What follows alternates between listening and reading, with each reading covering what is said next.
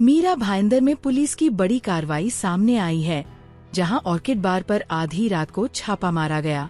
इस दौरान पुलिस ने 16 लड़कियों को रेस्क्यू किया, जिनमें से 9 लड़कियां एक सीक्रेट कमरे में छिपाई गई थीं।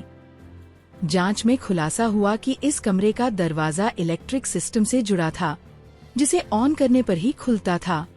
पुलिस ने इस मामले में 13 आरोपियों को गिरफ्तार कर केस दर्ज किया है। इस कार्रवाई के बाद इलाके में हलचल मच गई है और पुलिस की कार्रवाई की सराहना हो रही है। सर, काल रात्री ऑर्चिड बारमध्ये रेड केली होती, काय निष्पन्न झाले?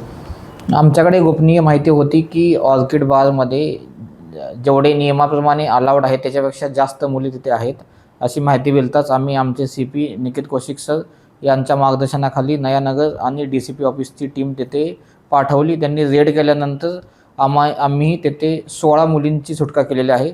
16 मुलीमधले 9 ज्या मुली होत्या तिथे एक इंटरनल कॅव्हिटी होती, त्या कॅव्हिटीमधून आम्ही 9 मुलींची सुटका केलेली आहे। त्याच्यामध्ये 3 मुली ह्या मायनर आहेत आणि ह्याच्यामध्ये आम्ही नयानगर पोलीस स्टेशनमध्ये गुन्हा दाखल केलेला आहे आणि ह्याच्यामध्ये टोटल 13 आरोपींना अटक केलेली आहे।